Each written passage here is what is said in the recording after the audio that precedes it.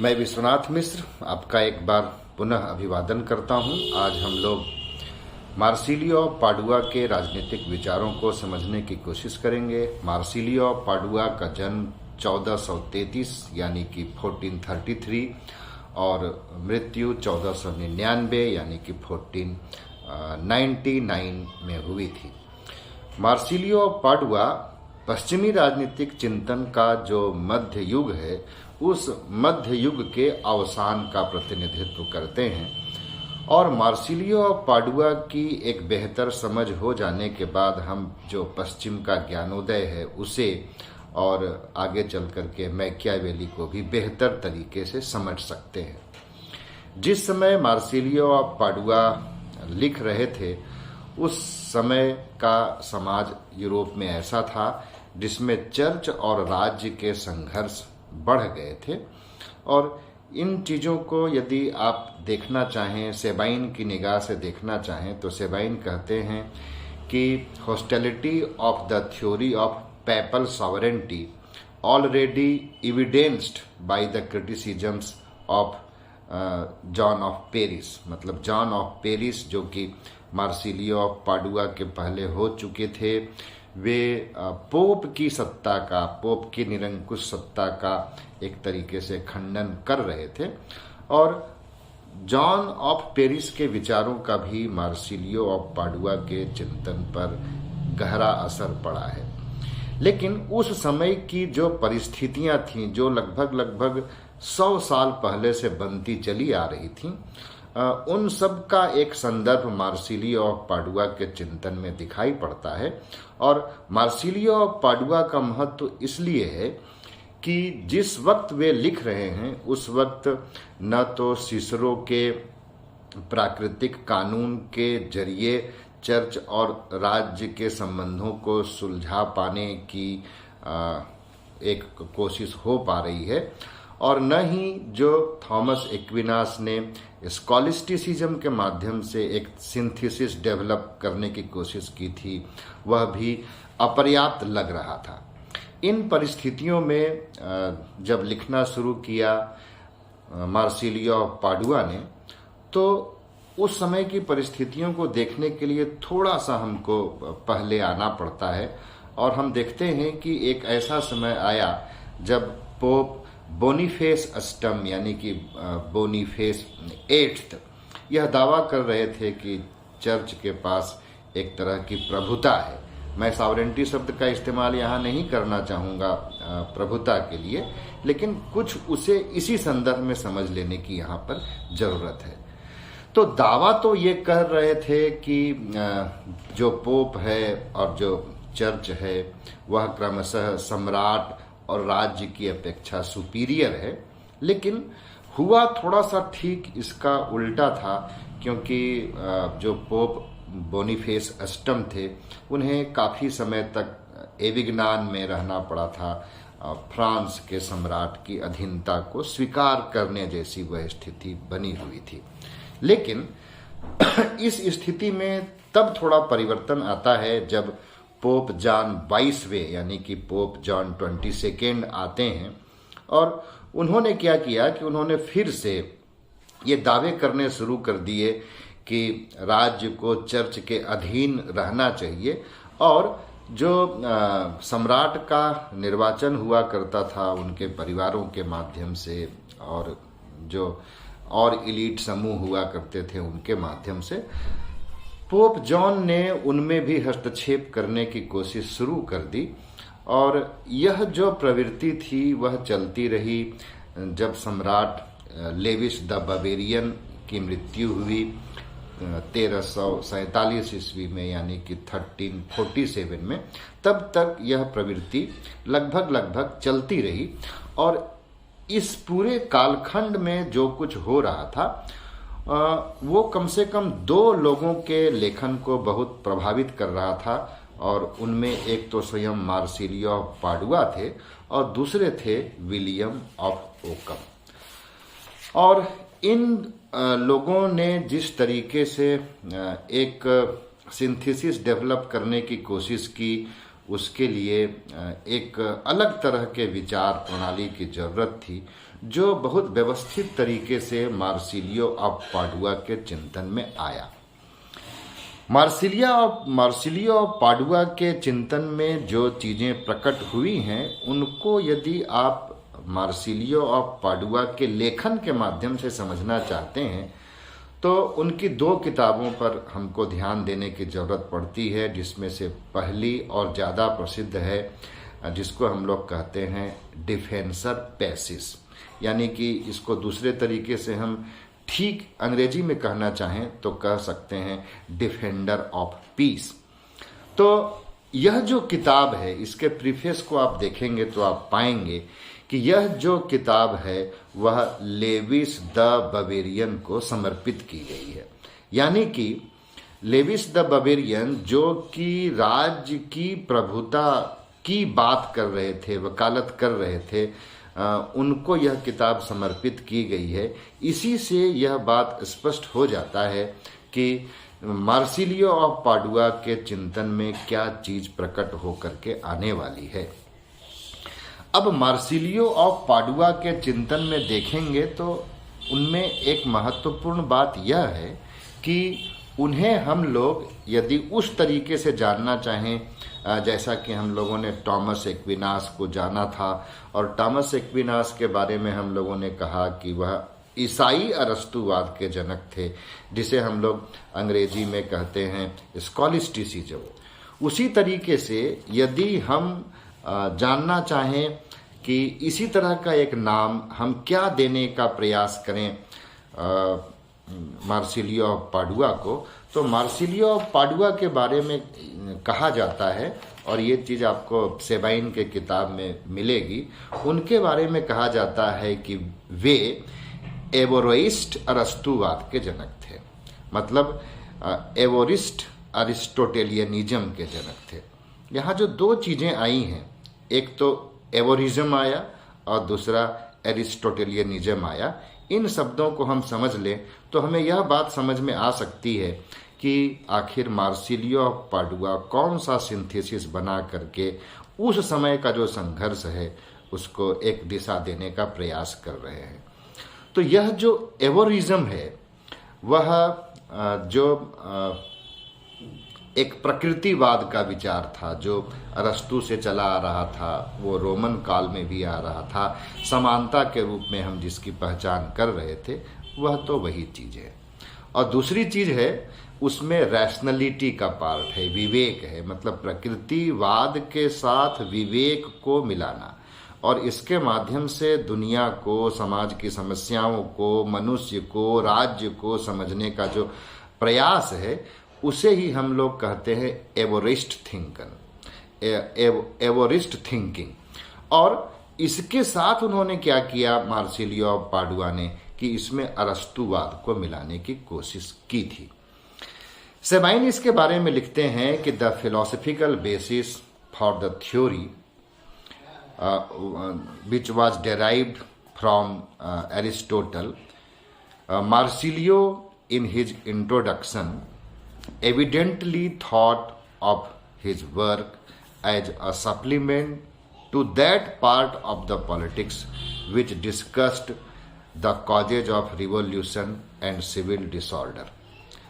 मतलब ये कह रहे हैं सेबाइन कि जो डिफेंसर पैसिस का इंट्रोडक्शन लिखा गया है, उस इंट्रोडक्शन में मार्सिलियो ऑफ पाडुआ यह चर्चा कर रहे हैं कि उनकी यह जो किताब है, उस किताब को एक तरीके से जो अरस्तु ने पॉलिटिक्स लिखा है और उसमें जो क्रांति का चैप्टर है, रिवॉल्यूशन का चैप्टर है, उसी के विस्तार के रूप में इसको देखा जाना चाहिए। एक बात हुई। और दूसरी बात वो कहते हैं, for there was one cause necessarily unknown to Aristotle, he said, namely the claims of the pope to a supreme power over rulers. तो अरस्तु को एक बात पता नहीं था क्रांति के संदर्भ में कि क्रांतियां क्यों हो जाया करती हैं, और मार्सिलियो ऑफ पाडुआ कह रहे हैं कि वह कारण यह था कि जो पोप का स्वार्थ है और पोप की जो प्रभुता प्राप्त करने की इच्छा है, उसके कारण भी क्रांति हो जाया करती है।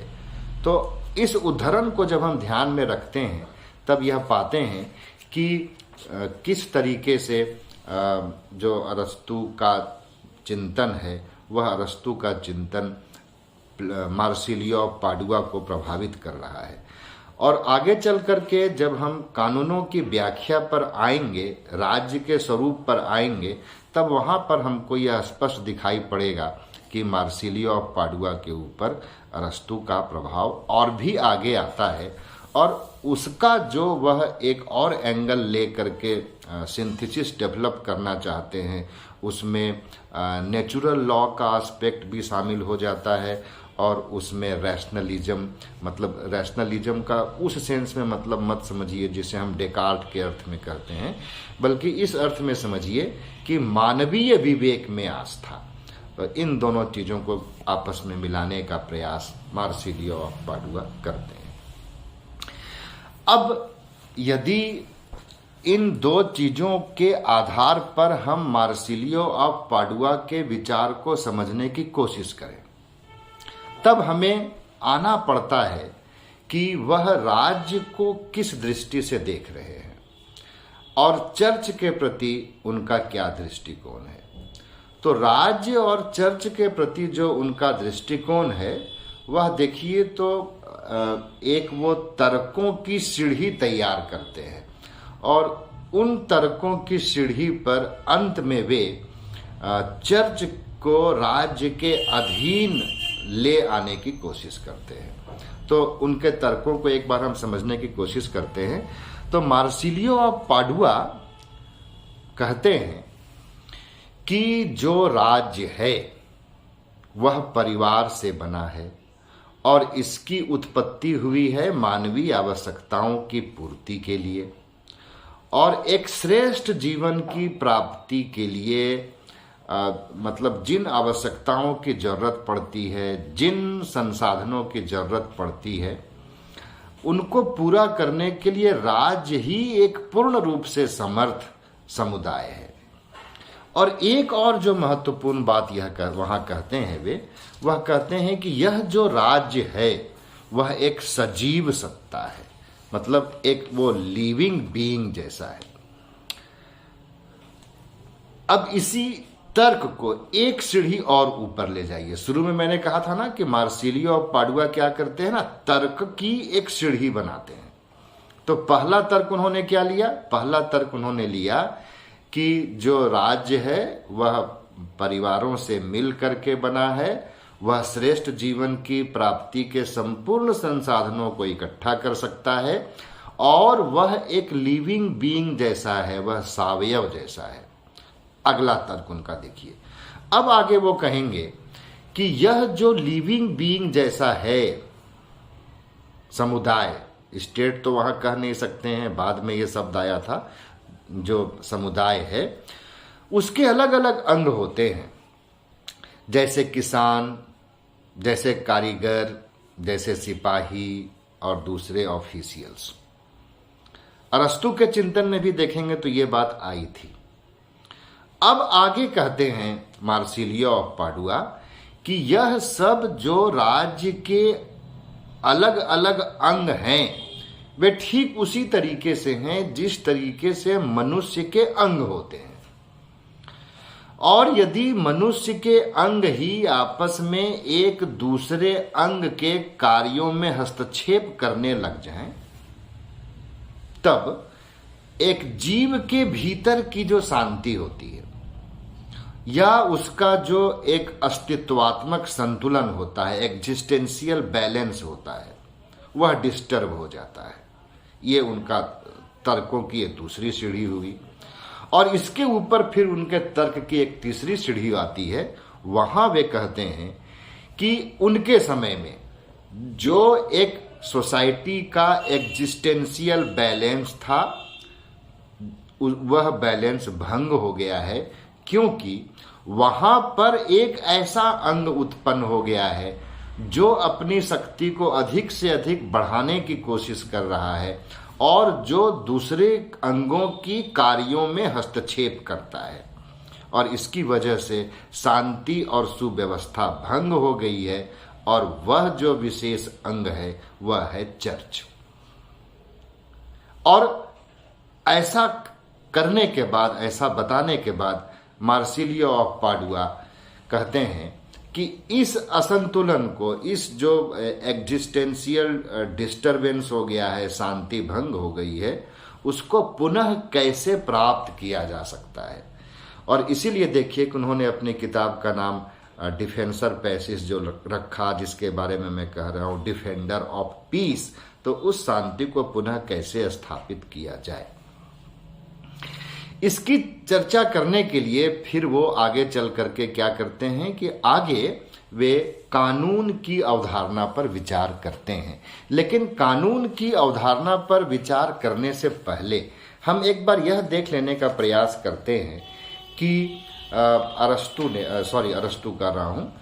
मार्सिलियो पाडुआ ने जो बातें मैं अभी आपसे की कि राज्य जो है वह अरस्तु के दृष्टिकोण से वे देखते हैं, इस संदर्भ में सेबाइन का विचार है, जो सेबाइन कहते हैं कि following Aristotle, Marsilio defends the state as a kind of living being composed of parts which perform the functions necessary to its life. Its health or peace consists in the orderly working of each of its part, and strife arises when one part does its work badly or interfere with another part. He follows also the derivation of the city from the family, the city being a perfect community or one able to supply all that is needed for a good life. ये अरस्तु की ही एक तरीके से देखिए तो जो बात थी वहां वो कहने की कोशिश कर रहे हैं। लेकिन मार्सिलियो पाडुआ के ऊपर अरस्तु के साथ साथ प्लेटो का भी गहरा प्रभाव यहां पर दिखाई पड़ता है। वह प्रभाव कैसे दिखाई पड़ता है कि जिस तरीके से एक आइडियल स्टेट की बात करते हुए, आइडियल स्टेट में जो न्याय की संकल्पना थी उसकी बातचीत करते हुए प्लेटो ने जो नॉन इंटरफियरेंस की बात की थी, उसकी झलक यहां पर दिखाई पड़ती है। लेकिन जो एंगल मार्सिलियो ऑफ पाडुआ लेते हैं वह एरिस्टोटेलियन एंगल है, न कि वह प्लेटोनिक एंगल है।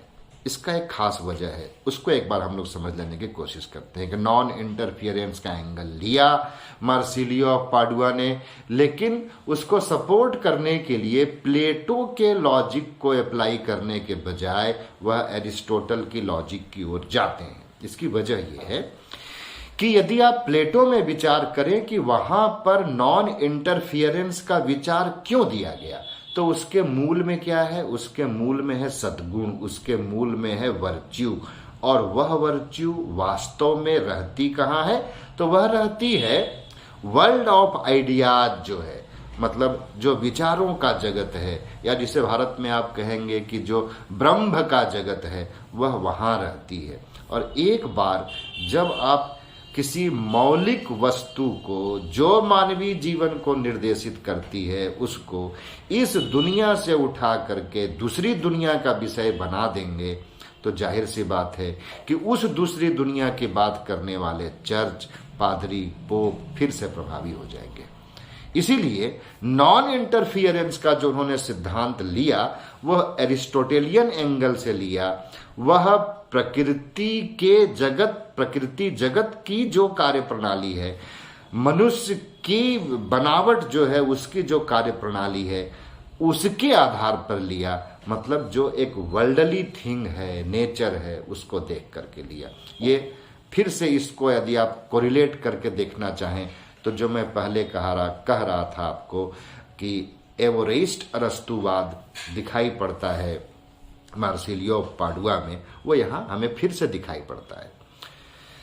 और मैं चर्चा कर रहा था कि जब वो राज्य की एक इस तरीके की परिभाषा योजना ले लेते हैं और फिर अपनी बात को आगे बढ़ाने के लिए वो कानून की संकल्पना पर आते हैं, कानून पर विचार करते हैं, थ्योरी ऑफ लॉज उनका यहां पर आता है। जो थ्योरी ऑफ लॉ है मार्सिलियो ऑफ पाडुआ का, वो twofold theory of law है। और आपको याद होगा कि जो टॉमस एक्विनास थे उन्होंने एक 4 फोल्ड क्लासिफिकेशन किया था लॉ का, लेकिन मार्सिलियो ऑफ पाडुआ में वो 2 फोल्ड क्लासिफिकेशन है। और वह कहते हैं कि जो विधि है, लॉ है, वह सिर्फ 2 ही प्रकार की हो सकती है, एक तो दैवी विधि और मानवीय विधि। यहां बहुत ही महत्वपूर्ण है, मेरी बातों को मैं आग्रह करूंगा कि आप थोड़ा ध्यान पूर्वक सुनिएगा कि जिस तरीके से वे दैवी विधि को परिभाषित करेंगे और जिस तरीके से वे मानवीय विधि को परिभाषित करेंगे, उसमें फिर आगे चल करके वो सारी गुंजाइश निकलेगी जिसका प्रभाव एक तो आज हमारे समय तक आता है और दूसरा प्रभाव उस वक्त का जो एक संघर्ष का समय था उसको दूर करने में सहायक बनता है। दैवी विधि के बारे में उन्होंने कहा कि दैवी विधि सीधे ईश्वर का आदेश है। इस पॉइंट को समझिए, सीधे ईश्वर का आदेश है। जब सीधे ईश्वर का आदेश है तो वह आदेश मिला किसको? वो पोप को तो मिलेगा नहीं, वो पादरी को तो मिलेगा नहीं। क्यों नहीं मिलेगा? क्योंकि उनको सीधे ईश्वर का आदेश प्राप्त नहीं हुआ है, वह तो ईसा मसीह को प्राप्त हुआ था। तो फिर वे कौन होंगे जो कहेंगे कि हमको सीधे दैवी विधि प्राप्त हुई है और इसकी वजह से हम एक ऐसा हस्तक्षेप करना चाहेंगे सामाजिक जीवन में, राजकीय जीवन में, कि हम आपको और बेहतर कर सकते हैं।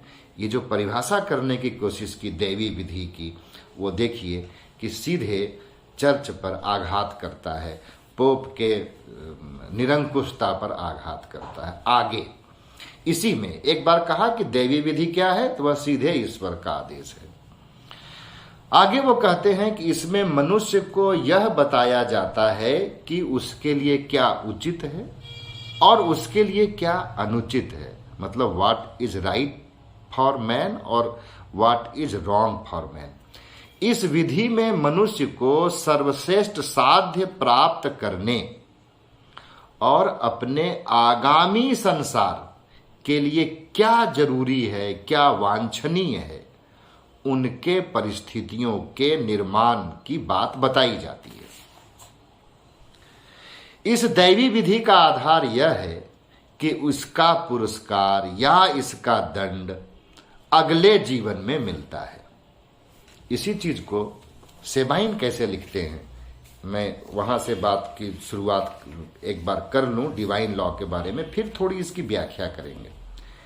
सेबाइन कहते हैं कि divine law is command of God directly, इसी चीज को मैंने पहले कहा था, विदाउट ह्यूमन डेलिबरेशन, बीच में कोई आदमी नहीं आएगा, about voluntary act of human beings to be done और avoid in this world, but for the sake of attaining the best end or some condition desirable for man in the world to come। मतलब यह जो दैवी विधि है उसका संबंध किससे जोड़ दिया मार्सिलियो ऑफ पाडुआ ने, तो उसका संबंध एक आगामी जीवन से जोड़ दिया, जो जीवन आने वाला है, या कहिए कि जो मृत्यु के बाद का जीवन है, जहां पर हमको एक तरीके से कहिए कि जहां अंतिम न्याय हमको मिला करता है, या भारतीय संदर्भ में उसे कहिए तो आप कह सकते हैं जो स्वर्ग और नर्क की अवधारणा है। किसी मनुष्य ने पाप किया तो दैवी विधि उसको दंडित कहाँ करेगी, तो भारत की संदर्भ में भी बहुत जगह ऐसा लिखा होता है कि वो नर्क में जाएगा तो उसको खौलते हुए तेल के कड़ाहे में डाला जाएगा, वगैरह वगैरह बातें की जाती हैं। और यदि उसने पुण्य काम किए हैं तो वह स्वर्ग जाएगा, इंद्र के साथ या और देवताओं के साथ सुख का उपभोग करेगा। ठीक वही बात यहां भी दिखाई पड़ती है। एक बात मैं अपने विद्यार्थियों से और मित्रों से यह भी आग्रह करना चाहूंगा कि जब आप लोग मनु को पढ़ते हैं या पढ़ाते हैं तो तुलना करते समय यहाँ पर मार्सिलियो और पाडुआ के विचार को लेकर के जरूर हमें आने की कोशिश करना चाहिए जब हम भारत के दैवी सिद्धांत को पढ़ा रहे होते हैं। जनरली हम लोग ऐसा नहीं करते हैं, लेकिन यह जो विचार है उसकी तुलना की जा सकती है। कैसे की जा सकती है कि दैवी विधि के रूप में ही वह विधान संहिता हमारे पास आई है। वो ब्रह्मा ने दिया, देवताओं ने दिया। तो क्या यहाँ पर हम यह कहेंगे कि जो दैवी विधि है और जो मानवीय विधि है वह भारत में एक ही तरह की है? ये थोड़ा एक विचार बनता है तुलना करके समझने के लिए, लेकिन उस पर अभी मैं ज़्यादा नहीं कह सकता हूँ। मैं कोशिश करूँगा कि एक इंडियन पॉलिटिकल थॉट को बताने के लिए भी कोई बातचीत शुरू करें। चलिए आगे देखते हैं। मानवीय विधि की परिभाषा जब वो करते हैं तो और मज़ेदार बात आती है और रोचक बात आती है। दैवी विधि को परिभाषित करते हुए उन्होंने क्या किया?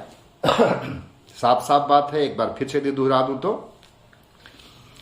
कि यदि चर्च, पोप और पादरी ये कहते हैं कि उनको ईश्वरीय विधि का ज्ञान है, मान लीजिए एक बार कहते भी हैं, हालांकि वो संभावना छीन लिया मार्सिलियो ऑफ पाडुआ ने, लेकिन कहते भी हैं, तो दंडित कहाँ करेंगे उसके आधार पे, या पुरस्कृत कहाँ करेंगे उसके आधार पे? मार्सिलियो ऑफ पाडुआ कह रहे हैं वो तो अगले जीवन की बात है, वो इस जीवन की तो बात है ही नहीं। अब जब वो मानवीय विधि के परिभाषित करते हैं तो मानवीय विधि को परिभाषित करते हुए कहते हैं कि मानवीय विधि, बहुत महत्वपूर्ण बात है, ध्यान दीजिएगा, मानवीय विधि नागरिकों के संपूर्ण समुदाय का अथवा उसके सबसे प्रबुद्ध भाग का आदेश है। इसमें मनुष्यों को यह बताया जाता है कि वे इस संसार में क्या करें और क्या न करें, उनके लिए क्या उचित है और क्या अनुचित है। इस विधि में मनुष्य को सर्वश्रेष्ठ साध्य प्राप्त करने अथवा इस संसार के लिए जो सबसे वांछनीय है उसको प्राप्त करने के लिए परिस्थितियों के निर्माण का निर्देश दिया जाता है। इस मानवीय विधि का आधार यह है कि इसका उल्लंघन करने पर उल्लंघन करने वाले को इसी संसार में दंड मिलता है। यहाँ पर दो बातें बहुत स्पष्ट तरीके से आई हैं। सेबाइन कहते हैं इसी बात को कि human law is a command of the whole body of citizens, इस पर फोकस करना है, होल बॉडी ऑफ सिटीजन्स, और of its prevailing part arising directly from the deliberations of those empowered to make law about voluntary acts of human beings to be done or avoid in this world for the sake of attaining the best end or some condition desirable for man in this world. I mean मतलब मैं विश्वनाथ मिश्रा नहीं, ये कथन है किसका? ये कथन है मार्सिलियो ऑफ पाडुआ का। I mean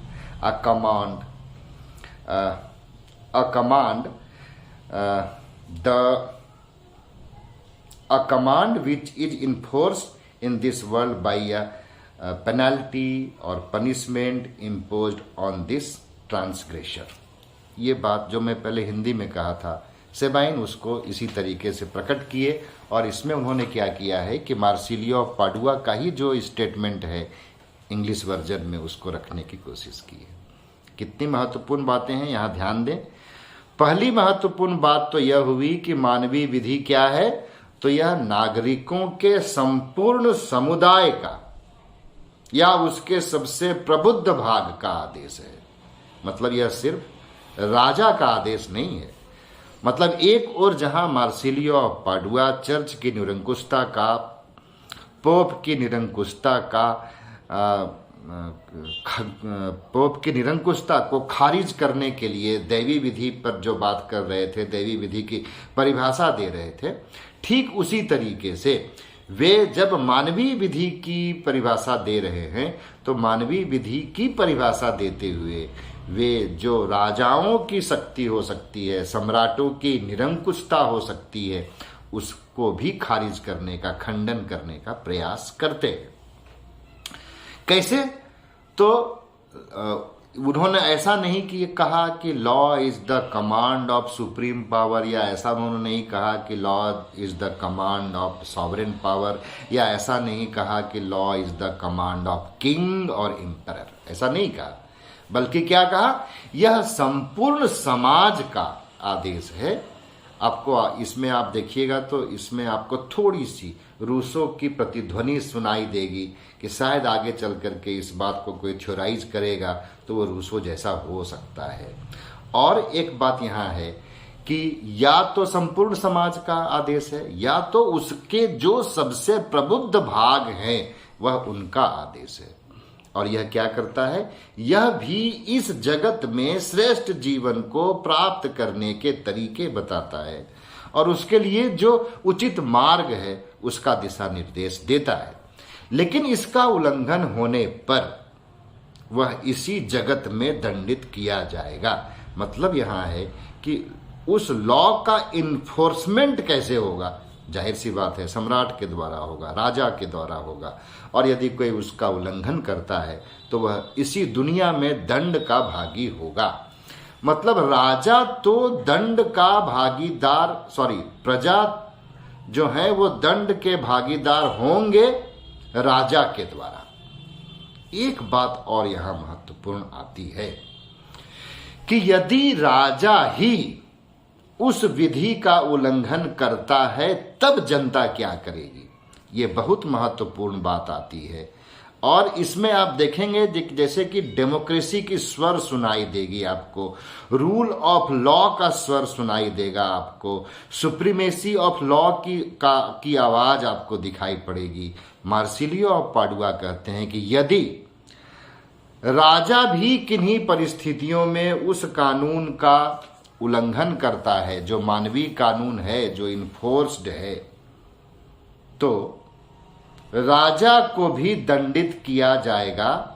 और तब जनता को यह अधिकार होगा कि वह कानून का उल्लंघन करने वाले शासक को अपदस्थ कर दे। कानून का उद्देश्य हर हालत में जनता का कल्याण होना चाहिए, शुभ जीवन की प्राप्ति के लिए। ठीक है, अब इस बात की तुलना एक बार आप फिर से मनुस्मृति में आकर के कर लीजिए। मनुस्मृति में आप वेन का नाम सुनेंगे, नहुस का नाम सुनेंगे। इनके साथ क्या हुआ था, इनको जनता ने मार डाला था। क्यों मार डाला था, क्योंकि वे स्वयं कानून का उल्लंघन कर रहे थे। सद्विवेक ब्रह्मा से दिया हुआ जो कानून था स्मृतियों के रूप में, विधि संहिता के रूप में, उसका वो स्वयं उल्लंघन कर रहे थे। परिणाम क्या हुआ कि उन दोनों को मार डाला गया। मनुस्मृति में जो ये बात दिखती है उदाहरण के माध्यम से कही गई है। आप यहां पर देखिए तो मार्सिलियो ऑफ पाडुआ उस बात को कहते हुए आपको दिखाई पड़ेंगे। इसलिए कई बार यह बहुत आवश्यक होता है कि हम किसी थॉट को, किसी थिंकर को पढ़ रहे हैं तो उसका हम कुछ क्रॉस कल्चरल एक्सप्लोरेशंस उसके करने की कोशिश किया करें। खैर, ये बात तो यहां हुई। अब देखिए कि जब मार्सिलियो ऑफ पाडुआ का जो समय है वह एक ऐसा समय है जहां धीरे धीरे जन उभार होने लगा है। जनता बहुत समय, लंबे समय तक पीसती रही, कभी चर्च के चक्कर में पड़ के, कभी भ्रष्ट राज्य के चक्कर में पड़ के, और उसको धीरे धीरे अपने प्रति एक उसमें चेतना जागृत हो रही है। वह अपने अधिकारों के प्रति सचेत हो रही है, या ऐसा कहिए कि जनता में कुछ प्रबुद्ध वर्ग विकसित होते जा रहे हैं और वे डिमांड करने लगे हैं कि जब हमारे ऊपर शासन किया जा रहा है तो हमें भी निर्णय के केंद्र में हिस्सेदारी का मौका मिलना चाहिए। हालांकि यह एक ऐसी अवस्था नहीं है जहां हम सीधे सीधे यह कह दें कि ये एक ऐसा एज आ गया था जहां नो टैक्सेशन विदाउट रिप्रेजेंटेशन की बात की गई हो, जो कि आगे चल करके अमेरिकी क्रांति के समय की गई थी। लेकिन यहां बात सिर्फ इतनी थी कि यदि शक्ति किसी एक व्यक्ति के हाथ में केंद्रित है, चाहे वह राजा हो चाहे वह पोप हो, तब वह निरंकुश हो सकता है। इसीलिए उसकी शक्ति को एक परिषद के अधीन होनी चाहिए और उस परिषद में उस समूह के लोग शामिल होने चाहिए प्रतिनिधि के रूप में, जिनके ऊपर उनके नियम कानून लागू होते हैं। मतलब यदि वो वर्ल्डली अफेयर्स हैं तो समाज के सामान्य तबके के ऐसे लोग जाएंगे जो अर्थव्यवस्था से, राजनीति से, प्रशासन से, संगीत से इत्यादि से जुड़े हुए हैं। और यदि वो धर्म का मामला है, मतलब वो पोप वाली कोई परिषद है, तो उसकी शक्ति भी वहाँ विभाजित होनी चाहिए। चर्च की जो शक्ति है वह एक परिषद के अंतर्गत होनी चाहिए और वहाँ भी लोगों का प्रतिनिधित्व होना चाहिए।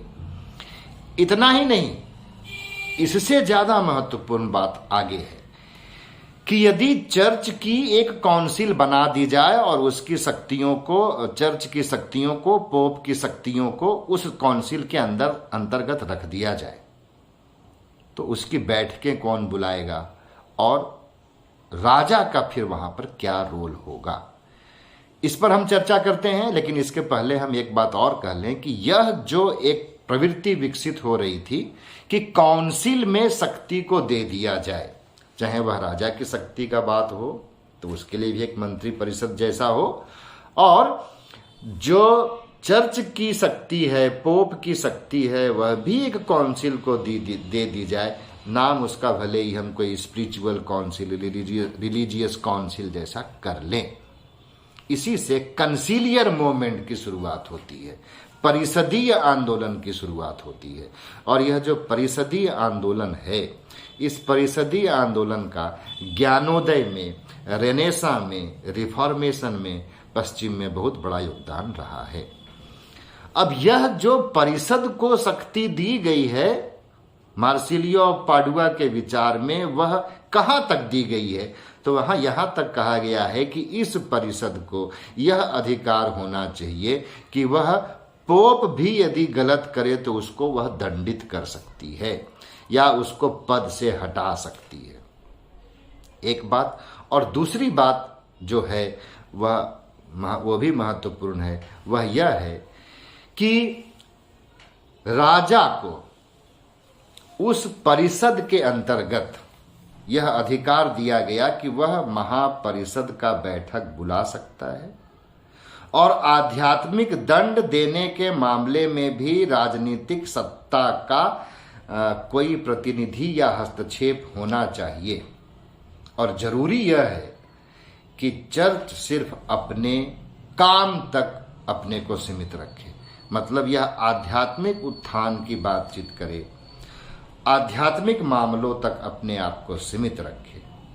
एक और बात महत्वपूर्ण है जो मार्सिलियो पाडुआ में आती है कि मार्सिलियो पाडुआ का कहना है कि चूंकि धर्माचार्यों में पद संबंधी समस्त भेद मानवीय संस्थाओं द्वारा उत्पन्न होते हैं, इसीलिए आध्यात्मिक स्वरूप की दृष्टि से सभी धर्माचार्य बराबर होते हैं। इसका एक बहुत बड़ा परिणाम आगे होने वाला है। पोप या बिशप ऐसा कोई आध्यात्मिक गुण नहीं है जो कि साधारण पादरियों में नहीं होता है। इसका क्या परिणाम हुआ कि जो एक हायरार्की बनी हुई थी पादरी और पोप के बीच में बहुत सारे संस्तरण थे, सीढ़ियां थीं, सीधे मार्सिलियो पाडुआ ने उसको खारिज कर दिया। क्या कहा कि यह जो भेद है वो ठीक है कि राजनीति में, प्रशासन में दिख सकता है, लेकिन जब अध्यात्म का मामला है तो वहां पर इस तरह का मानवीय भेद नहीं किया जाना चाहिए। इसीलिए आध्यात्मिक शक्ति के मामले में चाहे एक सामान्य पादरी है, चाहे बिशप है, चाहे पोप है, वो अलग अलग नहीं होते हैं और उनका स्वरूप एक ही जैसा होता है, मतलब उनमें सत्ता का भेद नहीं होना चाहिए। यह एक समानता का विचार यहाँ पर लेकर के दिखाई पड़ता है कि मार्सिलियो पाडुआ आते हैं। उन्होंने यह भी कहा कि पोप अथवा बिशप अथवा जो भी धर्माचार्य हैं वह वास्तव में एक रहस्यवादी तत्व है और वे यह दावा करते हैं कि उनको सीधे ईश्वर से शक्ति प्राप्त हुई है। तो जब उनको ईश्वर से सीधे शक्ति प्राप्त हुई है तो इसका मतलब हुआ कि जो उनकी संपत्ति है, उनकी प्रॉपर्टी है, वह क्या है, वह सांसारिक नहीं है।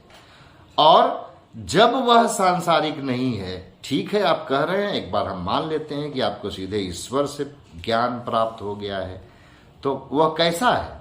वह सांसारिक तो नहीं है। मतलब जो आपकी जो संपत्ति है ना, वह कैसी है? वह दैवी है, आध्यात्मिक है, सांस्कृतिक नहीं है।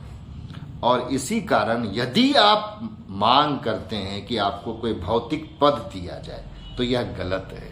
और इसीलिए जो भौतिक पद की लिप्सा आप में जुड़ी हुई है, उसे आपको त्याग देना चाहिए। एक तरीके से देखिए तो ये बड़ा ही मतलब लगेगा कि ये इनर प्योरिफिकेशन या जो बहुत ही आंतरिक रूप से एक प्योरीफाइड वॉइस है वो आ रही है, और जो सच में स्पिरिचुअल है, ऐसा दिखाई पड़ता है।